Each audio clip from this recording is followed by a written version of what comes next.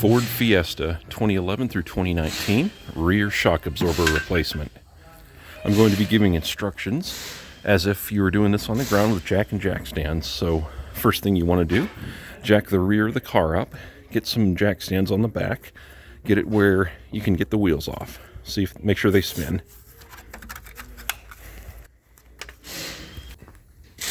Get your hubcaps off. Make sure you break them, okay? Get your 4 19mm nuts off both rear wheels.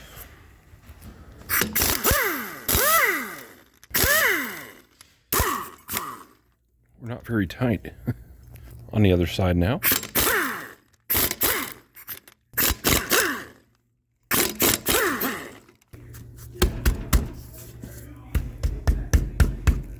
If your wheels are stuck on like mine, just run a lug nut down and hit the back of the tire. I've got my trusty rubber sledge that's falling apart. Okay.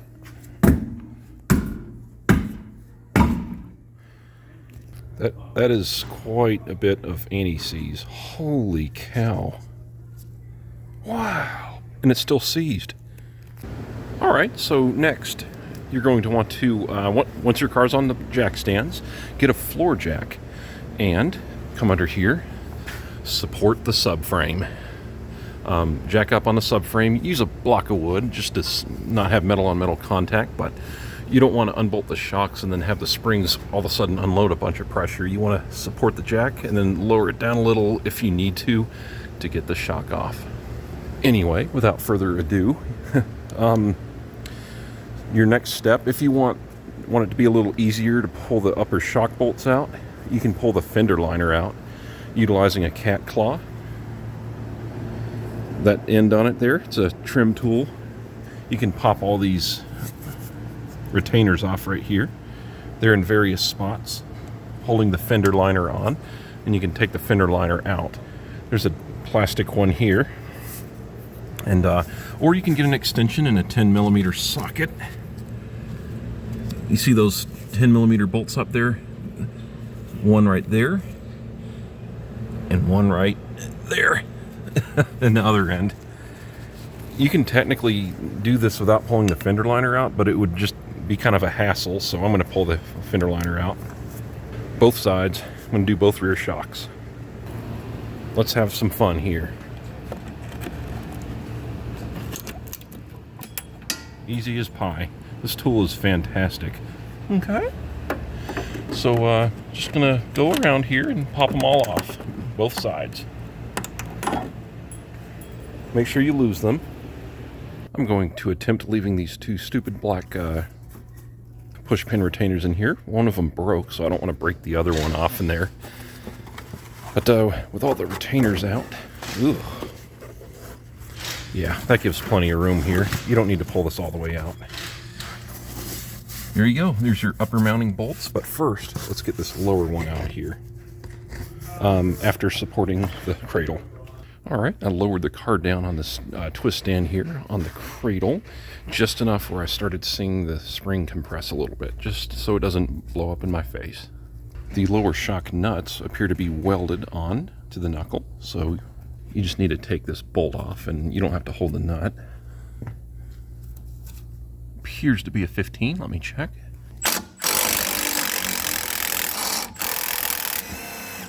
Yes, indeedy.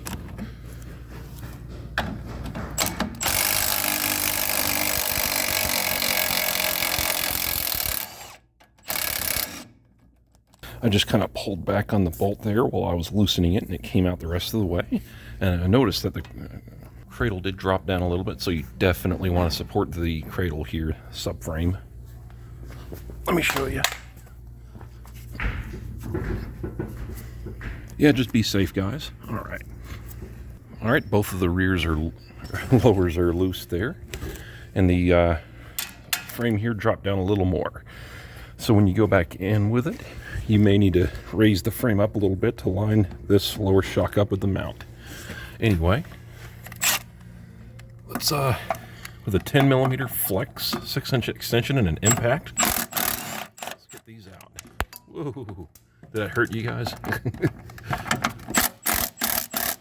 All right, it's gonna fall. Catch it.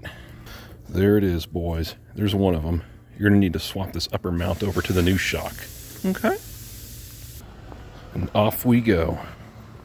All right, these are 10mm nuts on my Fiesta here, but you will need to hold the stud so it doesn't spin. Because right now, it's just spinning the whole shock, so I need to hold that. Kind of see what it's doing here. When I do it with the impact, it's just turning the shock. So utilizing a one-size-fits-all wrench, I'm going to be loosening it that way. 10mm ratcheting wrench and holding that stud still. See, it's not turning anymore. Just do this on both of them. Oops. Okay. All right. All right, need to swap this over to the new shock. Repeat on this one. This shock was laughably wore out. Look at this. I'm not even putting any pressure on it. That is insane. Get your mind out of the gutter, guys. I didn't do that on... Oh, make sure you swap these over to the new shock, too. It kind of sat right here on it. I just slid it up off the shaft. Ooh, it must be happy to see me. Yeah, here's a new shock. I just cut the strap off of it.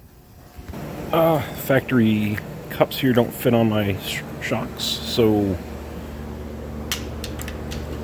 I don't believe those are important. Get the mount on the new shock. Oh, goodness me. There we go. I just kind of pushed this thing that my thumb's tapping on into this upper mount portion here. Yeah, it's good. Now I'm going to get the nut on here. It comes with a new nut that's a different size. The new nuts are 13mm. All right, they're all mounted up tight and ready to go back on the car. All right, guys, if you can make out the blurry camera, I've got the two bolts up there loosely started. I think I have grease on my camera. Okay. And turn the shock, line it up, and if you have a jack at home and you're supporting the cradle, go ahead and raise it up a little bit. Get this popped in here, lined up. In my situation, I'm going to be lowering the lift down a little.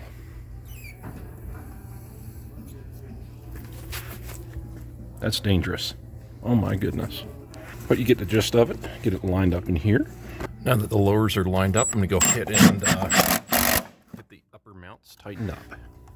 Utilizing another jack, I'm going to compress the spring here and get this lined up, both sides.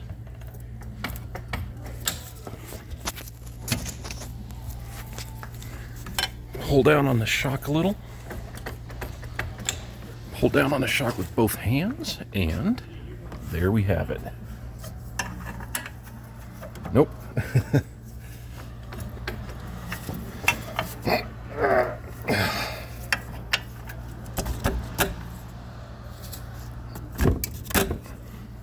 There we go. Should be good enough. Yep. With the impact, you may need to push in this way a little bit and angle the bolt a little bit to just try to line it up with this nut. But here we go. Repeat on the other side. This side lined up a whole lot easier.